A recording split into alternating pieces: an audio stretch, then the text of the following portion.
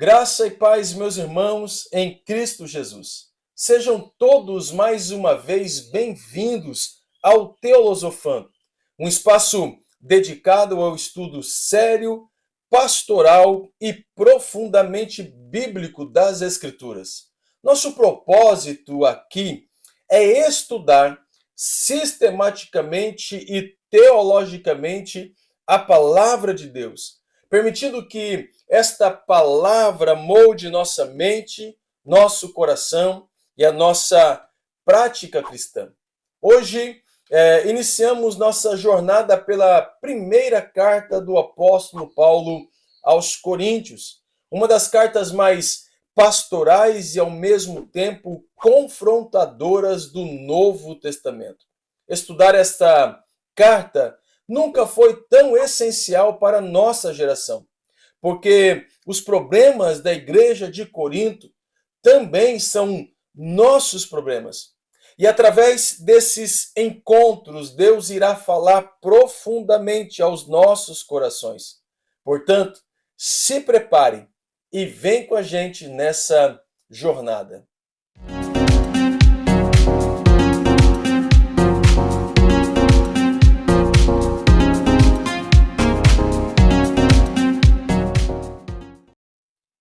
Como é bom estar com vocês nesses nossos encontros aqui no Teolosofando.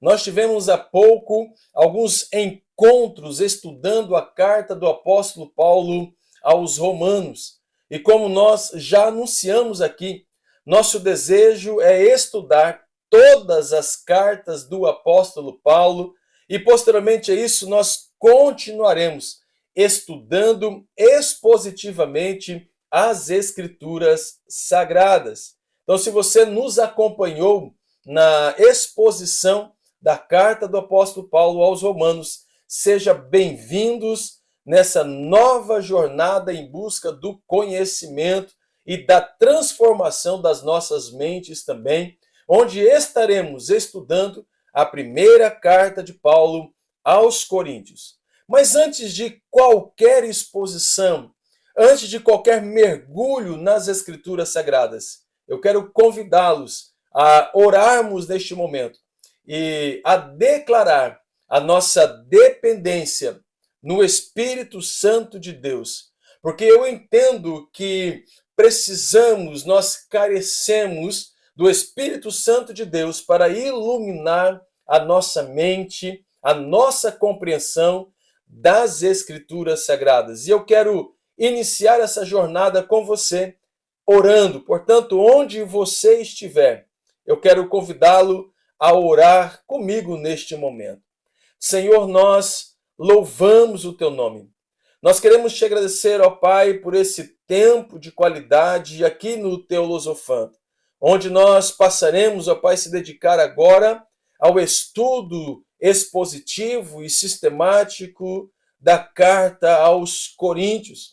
Esta carta, ó Pai, como eu já mencionei anteriormente, totalmente pastoral e profundamente bíblica e necessária para a nossa compreensão, como também, ó Pai, para a transformação da nossa mente, dos nossos corações e da nossa prática cristã. Portanto, ó Pai, eu oro neste momento, declarando a nossa dependência no Espírito Santo de Deus.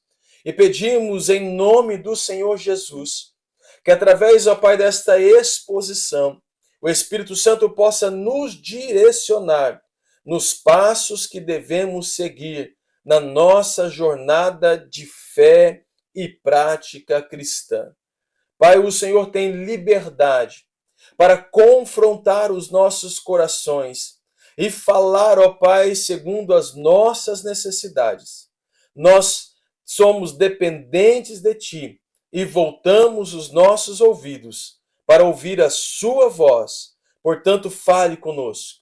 E aproveitamos, ó Pai, este momento aqui para pedir a bênção do Senhor sobre a vida daqueles nossos irmãos que nos acompanham aqui neste canal, onde eles estão, em todo o Brasil. Pai, em nome do Senhor Jesus Cristo, derrame das Tuas bênçãos sobre as suas vidas, sobre os seus lares, Em nome de Jesus que nós oramos. Amém. Glória a Deus. Você já é inscrito no nosso canal? Se ainda não é inscrito, aproveite este momento. Seja bem-vindo ao Teolosofando e aproveite este momento para se inscrever no nosso canal. Também ative as notificações para que a plataforma do YouTube possa te lembrar de todos os nossos encontros. Nós temos vários vídeos gravados aqui no Teolosofando. Você pode acompanhar nas nossas playlists diversos temas já trabalhados aqui no Teolosofando, como também contribui conosco, deixando o seu comentário, as suas dúvidas e curta o link dessa aula e compartilhe, tá bom?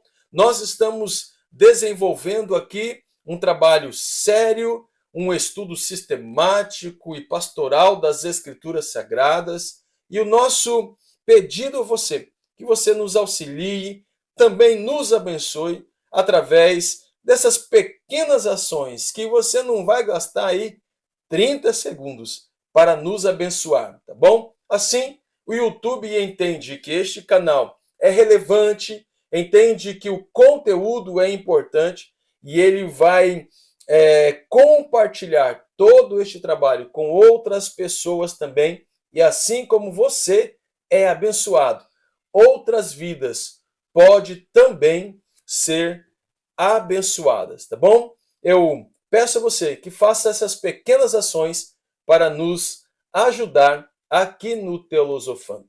E eu quero convidá-lo a observar, antes de nós entrarmos diretamente na exposição bíblica, algumas questões importantes para a nossa construção, para a construção do nosso saber. Primeiramente, faremos um voo panorâmico sobre todo aquele contexto que está inserido esta carta, contexto histórico, contexto teológico, contexto doutrinário, para que assim nós possamos, à medida de avançarmos os nossos estudos, nós irmos construindo este conhecimento tão necessário para que possamos colocar em prática na nossa caminhada cristã. Corinto era uma igreja marcada por muitos dons, mas ao mesmo tempo por muitos conflitos também. Havia divisões, disputas por liderança, problemas morais, distorções no culto e problemas sérios doutrinários. Em outras palavras, a igreja de Corinto era uma igreja real, cheia de desafios, como muitas igrejas dos dias de hoje. Diante desse cenário, Paulo lembra à igreja algo fundamental. Antes de qualquer problema, a igreja precisa lembrar quem ela é. Nós veremos que Paulo, primeiramente, lembra a esta igreja a sua genuína identidade. Por isso, o primeiro capítulo da carta nos conduz a esta verdade central. A igreja é composta por pessoas chamadas por Deus. Por isso, o nosso tema de hoje, chamados para fora. A palavra igreja vem do termo eclésia, que significa literalmente aqueles que foram chamados para fora. A igreja não é apenas um agrupamento religioso. Ela é uma comunidade formada por pessoas que foram chamadas por Deus para pertencer a Cristo, viver em santidade, experimentar unidade e proclamar o Evangelho do Senhor. Ao longo desse capítulo, Paulo ele nos mostra as 4 dimensões desse chamado e nós veremos cada uma delas ainda aqui neste encontro. A cidade de Corinto era uma das cidades mais importantes do mundo antigo. Estava localizada em uma região estratégica da Grécia em um grande centro comercial, cultural e também religioso. Corinto era, em muitos aspectos, a metrópole grega de maior destaque no mundo de Paulo, assim como em muitas cidades prósperas do mundo de hoje. Corinto era intelectualmente arrogante, materialmente próspera e moralmente corrupta.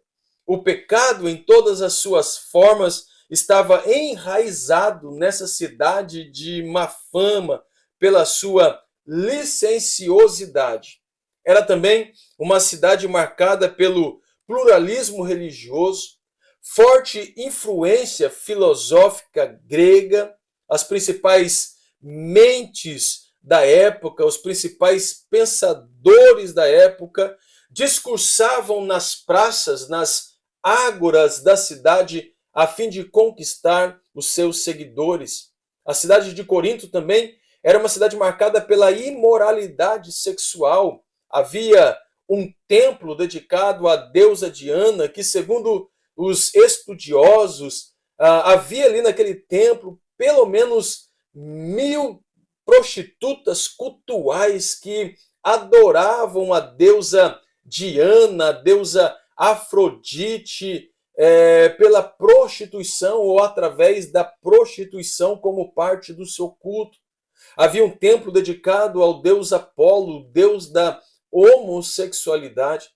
E muitos desses irmãos da igreja de Corinto antigamente praticavam essas coisas, frequentavam estes cultos e agora se converteram e estão na igreja. Esse é o desafio. A cidade de Corinto também havia uma forte competição social em busca por status. Foi neste ambiente caótico, este ambiente de imoralidade sexual, de pluralismo religioso, que o apóstolo Paulo implantou uma igreja durante a sua segunda viagem missionária, como nós podemos ver em Atos dos Apóstolos, capítulo 18. E eu quero convidá-lo a observar esse texto rapidamente comigo, para que você possa entender como Paulo implantou esta igreja, iniciou esta igreja, justamente nesse contexto que nós acabamos de apresentar. Depois disso, Paulo saiu de Atenas e foi para Corinto. E ali encontrou um judeu chamado Áquila, natural do Ponto, que havia chegado recentemente da Itália com Priscila, sua mulher, pois Cláudio havia ordenado que todos os judeus saíssem de Roma. Paulo foi vê-los e, em uma vez que tinha a mesma profissão, ficou morando e trabalhando com eles, pois era fabricante de tendas. Todos os sábados ele debatia na sinagoga e convencia judeus e gregos. Então Paulo ele vai, nesse contexto que acabamos de apresentar sobre a cidade de Corinto, Paulo vai implantar uma igreja naquele lugar e pregar o evangelho do Senhor Jesus Cristo. Após sua saída, começaram a surgir então os primeiros problemas da igreja, problemas sérios dentro da comunidade cristã. Pessoas começaram a se identificar com líderes diferentes, disputando assim o prestígio espiritual. Alguns diziam, eu sou de Paulo. Outros diziam, eu sou de Apolo. Outros, eu sou de Cefas. Outros ainda, eu sou de Cristo. Portanto, nós temos aqui partidos dentro da igreja do Senhor, pois cada grupo se identificava com uma personagem diferente, com um líder diferente. Por isso, Paulo vai escrever esta carta para reorientar a igreja ao evangelho e resolver esses problemas. Qual é o propósito da primeira carta de Paulo aos Coríntios? Restaurar a unidade da igreja, responder às perguntas enviadas pela igreja a Paulo e corrigir os problemas doutrinários e práticos da igreja. Paulo, ele não está mais em Corinto. Agora Paulo já está na cidade de Éfeso. Alguns irmãos da família de Cloe vão até Paulo e levam consigo uma carta da igreja de Corinto, contendo várias dúvidas acerca do evangelho de Jesus e das práticas cristãs. E Paulo vai escrever novamente a fim de corrigir esses problemas que estavam acontecendo na igreja de Corinto. Leon Morris ele vai contribuir conosco da seguinte forma: a ocasião imediata da epístola foi a carta que Paulo recebera da igreja de Corinto e a qual uma réplica era necessária. Consequentemente, ele escreveu respondendo questões que lhe foram levadas. Perguntas sobre casamento e celibato, sobre alimentos oferecidos a ídolos e provavelmente também sobre o culto público e sobre os dons espirituais. Havia dificuldades nas mentes dos cristãos coríntios.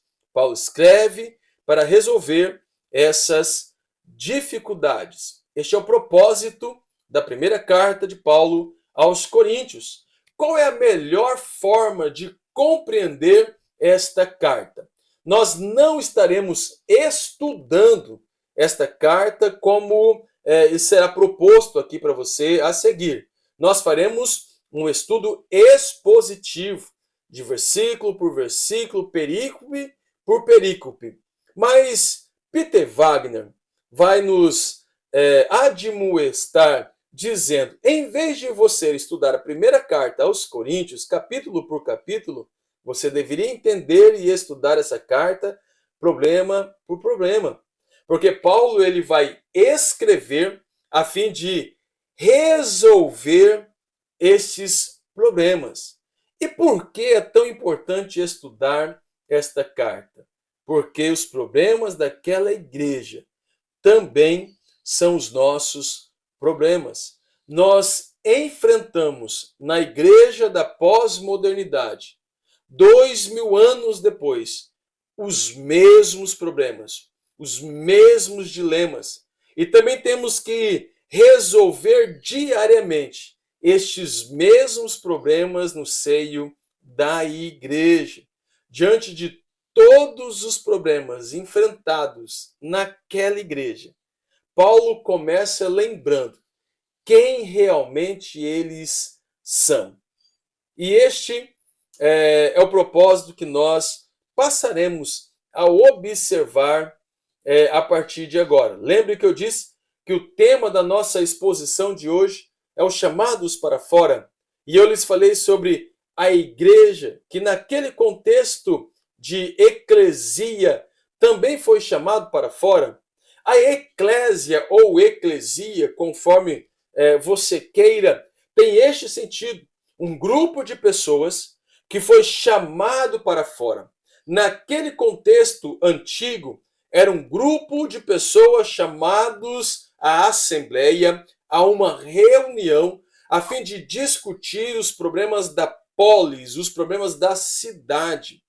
Mas este mesmo termo foi implantado para a igreja, foi inserido no contexto de igreja, e a igreja também é um grupo de pessoas, uma reunião de pessoas, uma assembleia de pessoas que foram chamados para fora para viver o evangelho de Jesus Cristo. E o apóstolo Paulo vai iniciar essa carta lembrando a igreja quem realmente ela é. Paulo inicia a carta dizendo, Paulo, chamado para ser apóstolo de Jesus Cristo, pela vontade de Deus, e o irmão Sóstenes, a igreja de Deus que está em Corinto, e os santificados em Cristo Jesus, e chamados para serem santos, juntamente com todos os que em toda parte invocam o nome de nosso Senhor Jesus Cristo, Senhor deles e nosso. A primeira verdade que Paulo afirma é que os cristãos pertencem a Cristo. Aqui nós vemos a natureza do chamado cristão. não é apenas um convite para uma reunião religiosa, é uma convocação divina para pertencer a Cristo. Paulo deixa claro três coisas aqui. A igreja pertence a Deus, os crentes foram santificados em Cristo Jesus e eles foram chamados para viver uma nova identidade. Paulo vai lembrar esta igreja que está enfrentando vários problemas, problemas de imoralidade sexual, problemas com ordem no culto, dúvidas sobre casamento, celibato, algumas distorções doutrinárias, e Paulo vai lembrar esta igreja quem realmente eles são. É uma igreja chamada para pertencer a Cristo. A igreja pertence a Deus. Ela não tem um dono, ela pertence a Deus. E isso conforta o meu coração profundamente, porque apesar de todos os nossos problemas que enfrentamos também, essa é a nossa identidade. Nós pertencemos a Jesus Cristo. Como Pedro, inspirado pelo Espírito Santo, vai nos dizer: não fostes comprados com ouro, com prata, mas com precioso sangue de Jesus Cristo. Portanto, a igreja pertence a Cristo, a igreja pertence a Deus. Segundo John Stott, o cristianismo começa com um chamado divino que redefine completamente a identidade humana. Não somos mais definidos por nossa cultura, por nossa história ou até mesmo por nossas conquistas. Somos definidos por nossa relação com Cristo. E Paulo vai enfatizar isso mais adiante. Vocês são de Cristo.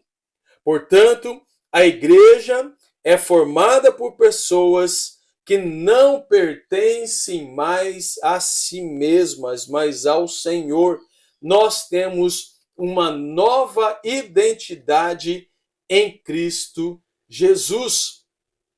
Wayne DeBoer, em seu comentário expositivo da carta aos Coríntios, diz: Paulo não escreve simplesmente a igreja de Deus em Corinto, mas a igreja de Deus que persiste em Corinto. Essa formulação enfatiza o milagre dessa igreja, nessa cidade portuária sem tradições e mal afamada, com toda a decadência moral. Existe igreja de Deus e essa igreja persiste. Observe que Paulo ele vai começar a sua relação com a igreja através dessa carta, lembrando quem a igreja realmente é.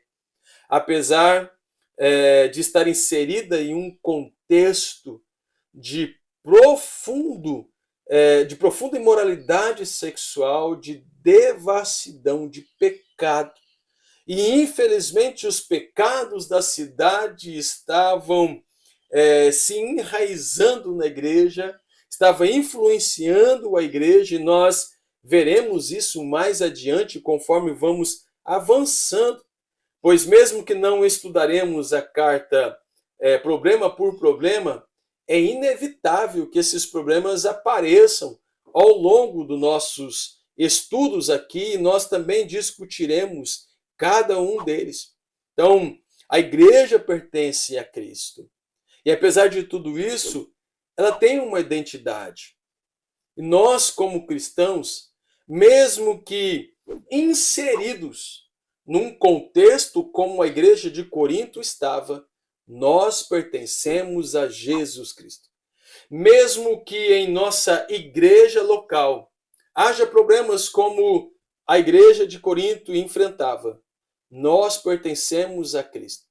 Eu ouso dizer que dentro de uma igreja há outra igreja, não por causa das divisões, mas por causa que há um povo escolhido por Deus, chamado por Deus para viver esta identidade em Jesus Cristo. A igreja pertence a Deus. Por isso, ao lidar com a igreja, eu trato com muito temor, porque esta igreja é a igreja de Deus em Cristo Jesus. Esta mesma igreja que pertence a Cristo, que recebeu esta nova identidade, também é chamada a santificação. Paulo, chamado para ser apóstolo de Cristo Jesus pela vontade de Deus, e irmão Sóstenes, a igreja de Deus que está em Corinto, aos santificados em Cristo Jesus e os chamados para serem santos. Paulo descreve os crentes como santificados em Cristo Jesus. Aqui nós encontramos uma das doutrinas centrais da vida cristã, a santificação. A teologia bíblica nos mostra duas dimensões dessa realidade: a santificação posicional, como também a santificação como um processo. A santificação posicional acontece no momento da conversão. Quando alguém crê em Cristo e Deus o declara santo em Cristo, isso não significa que a pessoa já é perfeita, mas que ela foi separada para Deus. E esta santidade é baseada na obra de Cristo, não em nossas obras. E F.F. Bruce, no seu comentário expositivo também da primeira carta aos Coríntios, ele sabiamente diz: os cristãos são chamados santos não porque já alcançaram a perfeição, mas porque pertence ao Deus Santo. Em outras palavras, a santidade começa com uma nova posição diante de Deus. A posição da igreja é determinada pela obra de Cristo, que fez de seus membros santos. Em consequência disso, eles formam uma classe peculiar de pessoas, os santos. A sua posição como santificados ou santos não se deve às atitudes santas. Na verdade, alguns estavam até envolvidos em ações pecaminosas, como nós vemos as referências a seguir, segundo D.A. Carson. Portanto, a partir do momento que a pessoa compreende seu estado de pecado e se entrega a Cristo Jesus, ela é declarada santa, santificada em Cristo Jesus e que pertence a Deus. A santificação também é um processo. Se na santificação posicional ela é um ato inicial de Deus, a santificação progressiva é um processo contínuo de transformação na vida cristã. E Paulo escreverá mais adiante: fujam da imoralidade sexual. Isso mostra que os cristãos ainda lutam contra o pecado. Portanto, somos declarados santos, mas também estamos sendo transformados, estamos sendo santificados diariamente. João Calvino, sobre isso, ele vai dizer: a palavra santos chama a atenção para a posição distinta do povo de Deus. Paulo, com frequência, usa para identificar os crentes para quem ele escrevia. A descrição, santificados, sublinha esse aspecto da vida cristã. Os crentes de Coríntios estavam sendo falhos quanto a problemas éticos, e essa epístola toca reiteradamente no assunto da santificação. Desde o início da epístola, Paulo chama a atenção para o fato. Significativamente, entretanto, ele os encoraja de maneira tipicamente pastoral, relembrando-lhes o fato de que eles eram santificados. O alvo da santidade é realístico. Portanto, Deus já havia transformado os seus corações. Para concluirmos esse assunto sobre chamados à santificação, eu quero também convidar John MacArthur para contribuir conosco neste encontro. Todos os crentes foram santificados em Cristo Jesus. Um santo, como o termo é usado no Novo Testamento, não é especialmente piedoso ou de alto sacrifício cristão que foi canonizado por um concílio eclesiástico. A palavra grega traduzida santo é hagios, que significa separado para uso exclusivo, ou um santo. Os crentes de Corinto estavam santos aos olhos de Deus, independente de sua vida pecaminosa ou doutrina distorcida. Eles eram santos porque eles tinham sido santificados, separados do pecado, feito santo em Cristo Jesus. E a igreja do Senhor também é esta convocação, esta reunião de pessoas que foram santificadas, separadas para uso exclusivo de Deus, como também um grupo de pessoas que estão num processo de santificação. Nós temos também o chamado à unidade. Diante de todos os problemas que a igreja estava enfrentando, a partir do verso de número 9, Paulo também vai escrever: fiel a Deus, o qual o chamou à comunhão com seu Filho Jesus Cristo, nosso Senhor. Irmãos, em nome de nosso Senhor Jesus Cristo, suplico a todos vocês que concordem uns com os outros no que falam, para que não haja divisões entre vocês, e sim que todos estejam unidos num só pensamento e num só parecer. Meus irmãos, fui informado por alguns da casa de Chloe que há divisões entre vocês. Com isso, quero dizer que cada um de vocês afirma: eu sou de Paulo, eu de Apolo, eu de Pedro ou eu de Cristo. Acaso está Cristo dividido? Foi Paulo crucificado em favor de vocês? Foram vocês batizados em nome de Paulo? Dou graças a Deus por não ter batizado nenhum de vocês, exceto Crispo e Gaio, de modo que ninguém pode dizer que foi batizado em meu nome. Batizei também os da casa de Estéfanes. Além destes, não me lembro se batizei alguém mais. Paulo ele começa esta perícope dizendo: fiel a Deus, nos qual o chamou à comunhão com seu Filho Jesus. A palavra comunhão vem do grego koinonia, que significa participação compartilhada. Isso identifica que o chamado cristão não é um chamado individual, ele é comunitário.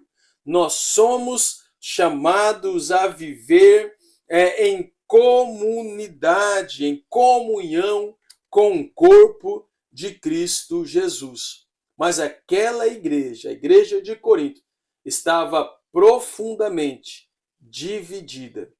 Por isso Paulo vai dizer: acaso Cristo está dividido? A divisão na igreja ela é contrária ao próprio evangelho. Esta verdade ecoa diretamente na oração de Jesus Cristo registrada no Evangelho de João, como nós veremos mais adiante. Que falem todos uma mesma coisa. Permite que não haja entre vós divisões e que estejam perfeitamente unidos em uma mesma mente, em um mesmo parecer. Isso não requer que todos pensem da mesma maneira. Há uma diferença entre ter pontos de vista opostos e ser divisionistas. Um grupo de pessoas não chegará a estar de acordo em tudo, mas podem trabalhar juntos, em harmonia, se estiverem de acordo no que realmente importa. Cristo Jesus como nosso Senhor de tudo. Em sua igreja, fale e atue de maneira que reduza os argumentos e incremente a harmonia. Diferenças insignificantes não devem dividir os cristãos nunca. Havia divisões na igreja, grupos que escolheram alguns líderes específicos.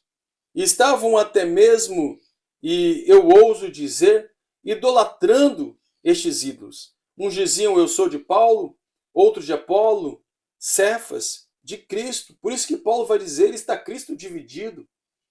A igreja, ela é um grupo de pessoas que caminham de mãos dadas para o mesmo propósito, para seguir os mesmos objetivos, e devemos viver em unidade, apesar das nossas diferenças. E como eu mencionei no último encontro que tivemos aqui sobre a carta aos Romanos, essas diferenças, elas fortalecem a igreja, porque nós podemos aprender uns com os outros. Mas essas diferenças não podem nos dividir. E Jesus Cristo, ele orou pela nossa unidade. Santificai-vos na verdade. A tua palavra é verdade. Como me enviastes ao mundo, eu os enviei ao mundo. Em favor deles eu me santifico, para que também eles sejam santificados pela verdade. Minha oração não é apenas por eles, rogo também por aqueles que crerão em mim, por meio da mensagem deles, para que todos sejam um, Pai, como tu és em mim e eu em ti, que eles também estejam em nós, para que o mundo creia que tu me enviastes.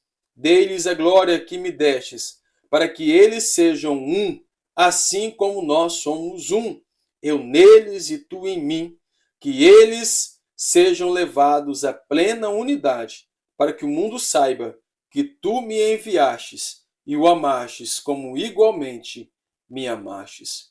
A oração, que é conhecida como oração sacerdotal, nos chama à unidade. E a unidade da igreja tem um propósito missionário, para que o mundo creia que tu me enviastes. Por isso, a unidade da igreja é uma evidência visível do Evangelho de Jesus Cristo. Estes chamados para fora também foram chamados ao Evangelho de Jesus Cristo. Pois a mensagem da cruz é loucura para os que estão perecendo, mas para nós que estamos sendo salvos é o poder de Deus. Pois está escrito, destruirei a sabedoria dos sábios e rejeitarei a inteligência dos inteligentes. Onde está o sábio? Onde está o erudito? Onde está o questionador desta era? Acaso não tornou Deus louca a sabedoria deste mundo? Visto que na sabedoria de Deus o mundo não o conheceu por meio da sabedoria humana, agradou a Deus salvar aqueles que creem por meio da loucura da pregação. Os judeus pedem sinais miraculosos, os gregos procuram sabedoria, nós, porém, pregamos a Cristo crucificado, o que é de fato é escândalo para os judeus, loucura para os gentios, mas para os que foram chamados, tanto judeus como gregos, Cristo é o poder de Deus e sabedoria de Deus, porque a loucura de Deus é mais sábia que a loucura humana, e a fraqueza de Deus é mais forte que a força do homem. Irmãos, pensem no que vocês eram quando foram chamados. Poucos eram sábios segundo os padrões humanos, poucos eram poderosos, poucos eram de nobre nascimento. Mas Deus escolheu as coisas loucas deste mundo para envergonhar os sábios, e escolheu as coisas fracas do mundo para envergonhar os fortes. Ele escolheu as coisas insignificantes do mundo, as desprezadas, as que nada são, para reduzir a nada as que são, para que ninguém se vanglorie diante dele. É, porém, por iniciativa dele que vocês estão em Cristo Jesus, o qual se tornou sabedoria de Deus para nós, isto é, justiça, santidade e redenção, para que, como está escrito, quem se gloriar, glorie-se no Senhor. Depois de tratar das divisões da igreja, Paulo conduz a igreja de volta ao centro da fé, a cruz de Cristo. Ele declara: pois a mensagem da cruz é loucura para os que estão perecendo, mas para nós que estamos sendo salvos é poder de Deus. Scofield, ele vai dizer: não é o método da pregação que é tido como loucura pela sabedoria humana, mas a mensagem do supremo senhorio de Cristo crucificado e ressurreto. Aqui Paulo confronta dois sistemas de pensamento dominante em Corinto: a sabedoria filosófica grega e a busca judaica por sinais. Mas o evangelho não se encaixa em nenhuma dessas realidades. Enquanto os judeus queriam poder, os gregos queriam sabedoria, mas Deus revelou sua salvação na cruz de Jesus Cristo. A cruz parecia escândalo para os judeus e loucura para os gregos. Mas Paulo, ele vai afirmar: Cristo é o poder de Deus e sabedoria de Deus. A cruz, ela revela um paradoxo divino. Aquilo que parece fraqueza é poder. Aquilo que parece loucura é sabedoria.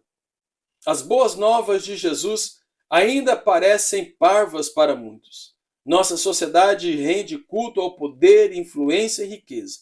Jesus veio como um servo pobre e humilde e oferece seu reino àqueles que têm fé, que não depende de suas obras. Isso parece loucura para o mundo, mas Cristo é o nosso poder, o único caminho para ser salvo.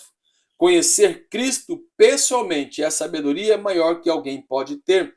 A mensagem da morte de Cristo soa insensato aos que não acreditam. A morte parece ser o final do caminho, a debilidade suprema. Mas Jesus não permaneceu morto. Sua ressurreição demonstrou seu poder sobre a morte e os salvará da morte eterna e nos dará vida eterna se confiarmos no nosso Salvador e Senhor. Isso sonha tão simples que muitos não o aceitam. Procuram outras maneiras de obter a vida eterna, ser bons, ser sábios, etc. Mas todos os seus intentos são em vão. Quão nécios simplesmente aceitam a oferta de Cristo, resultam ser os verdadeiros sábios, porque eles viverão eternamente com Deus. As boas novas de Jesus ainda parecem loucura para muitas pessoas, porque a sociedade da época, a nossa sociedade atual, valoriza o poder, a influência e riqueza. No entanto, Jesus Cristo veio como um servo humilde, como vemos em Filipenses capítulo 2, a partir do verso 5, e nos oferece salvação. Salvação àqueles que confiam nele e não em suas próprias obras. Embora muitos buscam outras formas de alcançar a vida eterna, com boas obras ou sabedoria humanas, todos esses caminhos, eles são inúteis. Aqueles que aceitam abertamente a oferta de Cristo são, na verdade, os verdadeiros sábios, porque somente eles viverão eternamente com Deus. N.T. White, também no seu comentário sobre a primeira carta de Coríntios, ele diz que a cruz redefine completamente a maneira como entendemos poder, sabedoria e vitória. Deus escolheu aquilo que o mundo despreza para revelar a sua glória. O Evangelho destrói toda a autossuficiência humana.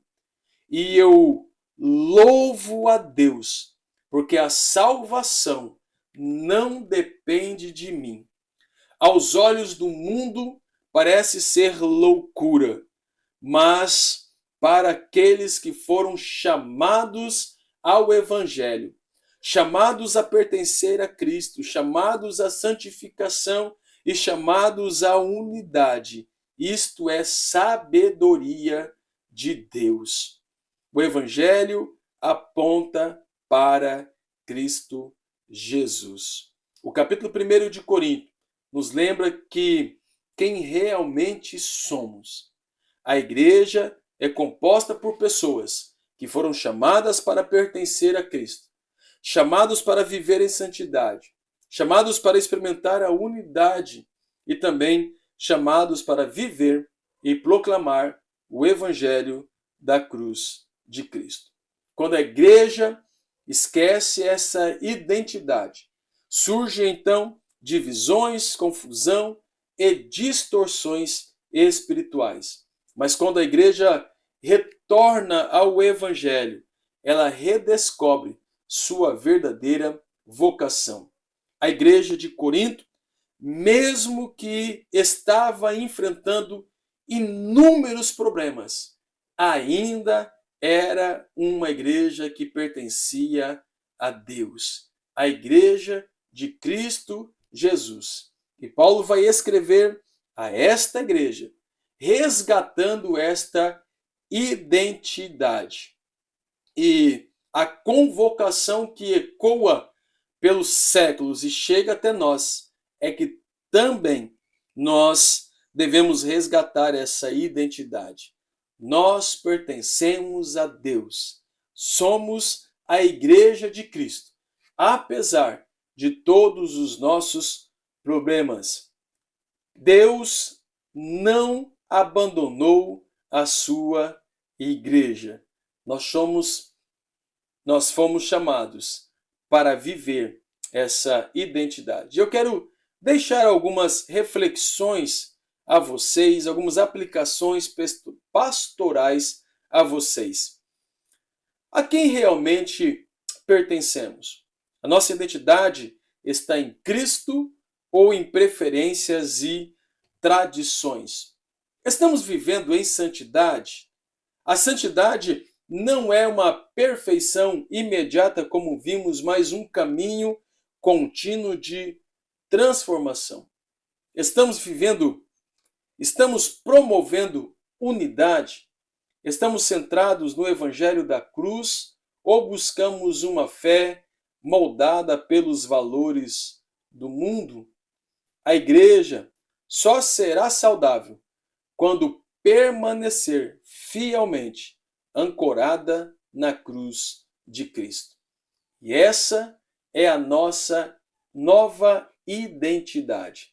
Devemos olhar para a cruz de Jesus Cristo. Amém, pessoal?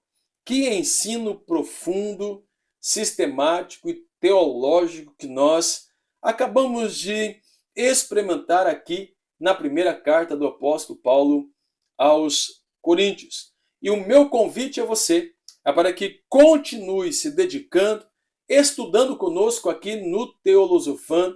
Eu compartilhei com vocês vários pensamentos através dos slides e você tem liberdade para escrever, anotar, copiar estes pensamentos, essas citações que são oferecidas aqui no Teolosofando para você, porque isso nos auxilia na nossa construção e pode também contribuir significativamente para você. Tire print dessa tela, salva essa playlist que estaremos construindo a partir de agora aqui neste canal, tá bom? E eu aguardo você para continuarmos na nossa construção. Nós estamos trilhando o caminho do conhecimento. Um tijolinho por vez, um bloco por vez, e assim nós vamos sendo edificados pela palavra de Deus. Quinta-feira que vem, nós daremos sequência nos nossos estudos. E, mais uma vez, eu lhe peço, se inscreva no nosso canal, caso você não seja inscrito. Ative as notificações, contribua com o seu comentário, curta o link dessa aula e compartilhe. Abençoe outras vidas através deste conteúdo que está sendo construído e que tem edificado as nossas vidas também, tá bom? Então, quinta-feira que vem, anote aí na sua agenda, nós daremos sequência estudando a carta do apóstolo Paulo aos Coríntios. Um grande abraço e até lá!